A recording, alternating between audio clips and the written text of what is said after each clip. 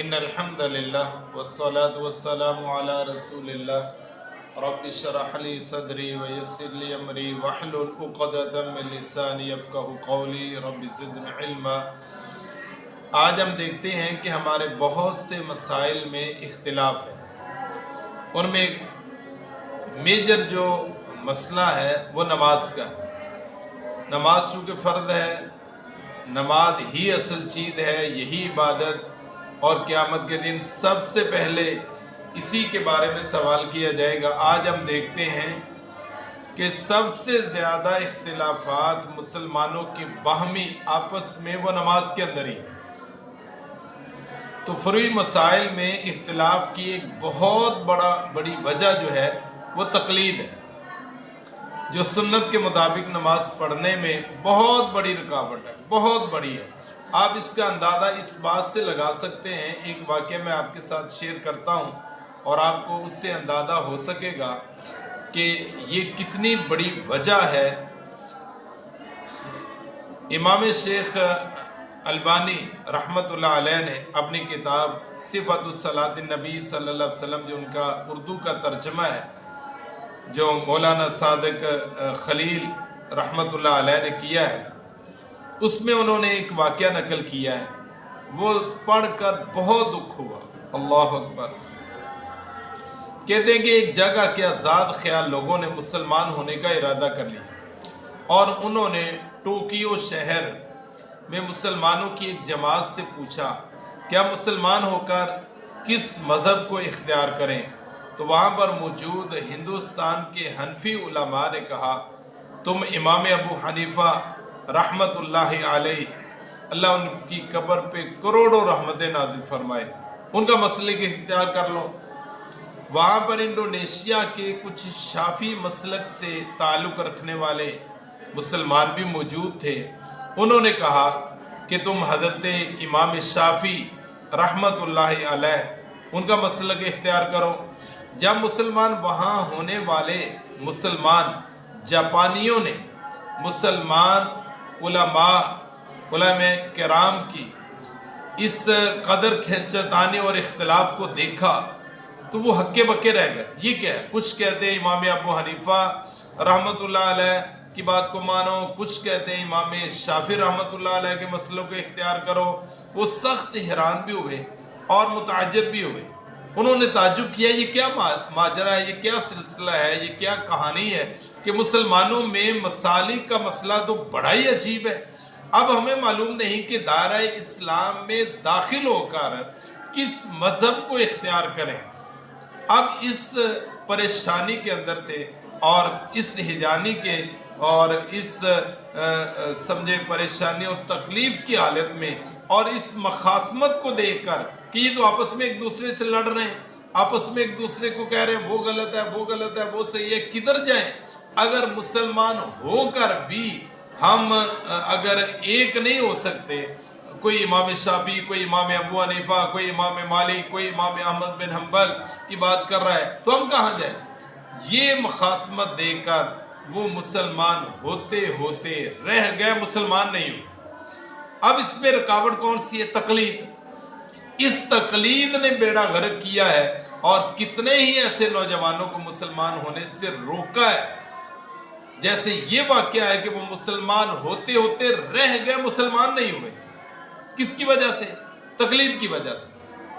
اور یہ بہت بڑی وجہ ہے ہمارے مسائل میں اختلاف کی۔ ہمارے مسائل میں اختلاف کی سب سے بڑی وجہ تقلید ہے کہ کچھ کہتے ہیں امام ابو حنیفہ رحمۃ اللہ علیہ کی بات کو مانو، کچھ کہتے ہیں امام شافعی رحمۃ اللہ علیہ کی بات کو پرائرٹی دو، کچھ کہتے ہیں امام مالک رحمۃ اللہ علیہ نے جو فیصلہ کیا وہی فیصلہ ہمیں قبول ہے، اسی کی بات کو مانا جائے گا، کچھ کہتے ہیں جیسے امام احمد بن حنبل نے کیا ویسے ہم کریں گے۔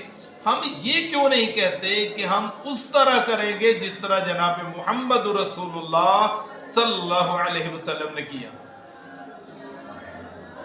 اگر سارے اس بات پہ اکٹھے ہو جائیں گے ہم اس طرح کریں گے جس طرح رسول اللہ صلی اللہ علیہ وسلم نے کیا، ہمارا وہی طریقہ ہوگا جو رسول اللہ صلی اللہ علیہ وسلم کا طریقہ ہے، تو کیا اتفاق نہیں ہو سکتا؟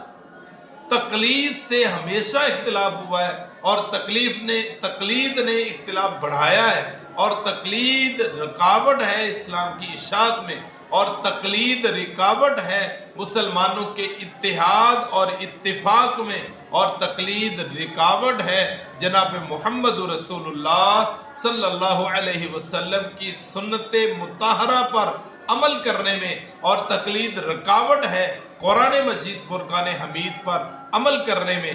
اگر ہم اس سے نکلنا چاہتے ہیں تو ہمیں صرف اور صرف اللہ کے قرآن اور رسول اللہ صلی اللہ علیہ وسلم کی ارشادات عالیہ، آپ کے فرمودات عالیہ، آپ کی احادیث، آپ کی سنت اور آپ کے انداز اور طریقے کو لینا ہوگا۔ آپ مجھے یہ بتائیں کہ اگر سارے اس بات پر متفق ہوں کہ ہم نماز اس طرح پڑھیں گے جس طرح جناب سیدنا حضرت محمد رسول اللہ صلی اللہ علیہ وسلم نے نماز پڑھی ہے، تو کیا یہ ہمارے جو اختلافات ہیں یہ ختم نہیں ہو سکتے؟ کیا یہ ہماری لڑائیاں اور جھگڑے ختم نہیں ہو سکتے؟ یہ ہمارے فروعی مسائل ختم نہیں ہو سکتے اور فروعی اختلافات ختم نہیں ہو سکتے؟ ہمارے لیے حجت، دلیل، ہمارے لیے رہبر، رہنما، اسوہ حسنہ جناب محمد رسول اللہ صلی اللہ علیہ وسلم ہے، جس کو اللہ تعالیٰ نے بھی کہا ہے لَقَدْ كَانَ لَكُمْ فِي رَسُولِ اللَّهِ أُسْوَةٌ حَسَنَةٌ۔ رسول اللہ صلی اللہ علیہ وسلم کی زندگی تمہارے لیے بہترین نمونہ ہے، اور اسی بات کو ہمیں ترجیح دینی چاہیے۔ آخر یہ بہت بڑی رکاوٹ ہے تقلید، چاہے وہ کسی بھی کی ہو، یہ کسی صورت میں بھی جائز نہیں ہے۔ اور تقلید کہتے ہی اس کے ہیں العمل بقول الغیر من غیر حجت، بغیر دلیل کے کسی کی بات پر عمل پیرا ہونا یہ تقلید ہے۔ ہمیں دلیل کا پتہ نہیں، ہم پھر بھی بات مانتے ہیں دلیل کے بغیر۔ اور اسی طرح جو ہے وہ کہا جاتا ہے اخذ قول الغیر من غیر معرفت دلیل ہی، کسی کے قول کو اس کی دلیل پہچاننے کے بغیر بات ماننا یہ تقلید ہے۔ اور اسی طرح کہا جاتا ہے قبول قول امام بغیر دلیل، بغیر دلیل کے کسی کی بات کو ماننا یہ تقلید ہے۔ اور اسی طرح امل مقلد، جو مقلد ہوتا ہے وہ دلیل صرف اس کے امام کا قول ہوتا ہے، نہ اس کا اپنا گمان ہوتا ہے نہ اس کے امام کا گمان، صرف اس کا وہی ہے کہ جیسے میرے امام نے کہہ دیا، جیسے آج کل ہم کرتے ہیں۔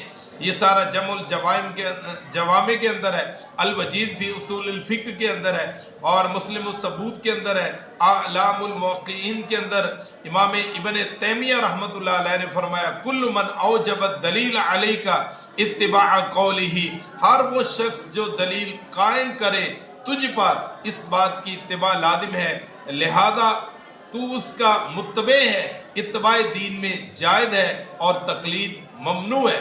دلیل کے ساتھ جائز ہے اور بغیر دلیل کے یہ ممنوع ہے۔ اور اسی طرح جو ہے وہ اعلام الموقعین کے اندر ہی لکھا ہے حدثت هذه البدعة فی القرن الرابع المذموم علی لسان رسول اللہ صلی اللہ علیہ وسلم، یہ چلن انداز اور طریقہ بدعت کا ہے، یہ چوتھی صدی میں رونما ہوا۔ چوتھی صدی میں پھر اپنا اپنا معاملہ شروع ہو گیا کہ میرا امام، میرا امام، میرا امام، تو امام، وہ امام اعظم، وہ۔ تو فرماتے ہیں کہ یہ رسول اللہ صلی اللہ علیہ وسلم کی زبان مطہرہ سے یہ مذمت شدہ ہے کہ یہ کام نہیں کرنا، بلکہ اللہ تو کہتا ہے وَاعْتَصِمُوا بِحَبْلِ اللَّهِ جَمِيعًا وَلَا تَفَرَّقُوا، اللہ کی رسی کو مضبوطی سے تھام لو اور فرقے میں نہ پڑو۔ فرقہ کب ہوتا ہے؟ جب ہم اللہ اور اس کے رسول کے کلام کو چھوڑتے ہیں، اللہ اور اس کے رسول کے فرامین کو چھوڑتے ہیں، قرآن و سنت کو چھوڑ کر ہم کسی اور کی بات کو بغیر دلیل کے لے لیتے ہیں، چونکہ دلیل تو قرآن اور حدیث ہے۔ اگر یہ نہیں ہے تو اس کے مطلب ہم بغیر دلیل کے چل رہے ہیں، اور بغیر دلیل کے، بغیر سوچے سمجھے کسی ایک کو اپنا رہبر نہ بنا کر اس کے پیچھے چلنا، جیسے ماضی میں ہوتا رہا ہے، اپنے اپنے امام اور دوسروں پر جو ہے وہ کفر کے فتوے، شافعی حنفیوں پر اور حنفی شافعیوں پر، اور اس طرح یہاں تک کہ خانہ کعبہ کے اندر 4 مصلے بھی قائم تھے، شافعیوں کا الگ، حنفیوں کا الگ، مالکیوں الگ، حنبلیوں کا الگ۔ یہ اختلافات بڑھتے ہیں، اور یہ کب کیسے ہوں گے؟ وَاعْتَصِمُوا بِحَبْلِ اللَّهِ جَمِيعًا وَلَا تَفَرَّقُوا، اللہ کی رسی کو مضبوطی سے تھام لو اور آپس میں فرقے نہ بنو، اور دلیل کی بنیاد پر کام کرو، قرآن و سنت پر۔ آج اگر ہم یہ عزم کریں ہم نماز اس طرح پڑھیں گے جس طرح رسول اللہ صلی اللہ علیہ وسلم نے نماز پڑھی ہے، تو ہمارے سارے اختلافات ختم ہو جائیں گے۔ ہمارے اختلافات یہ بات کی پیداوار ہے، صحابہ کے زمانے میں کوئی اختلاف نہیں تھا، نہ بنیادی اختلاف تھا، نہ فروعی تھا، نہ کچھ بھی تھا. اور جو کہتے ہیں یہ اختلاف رحمت ہے وہ بھی جھوٹ بولتے ہیں. اختلاف کیسے رحمت ہے؟ رسول اللہ صلی اللہ علیہ وسلم نے اس بات کی دعا کی تھی، اللہ میری امت میں تفریق پیدا نہ کرنا. اللہ تعالیٰ نے اس دعا کو قبول نہیں کیا.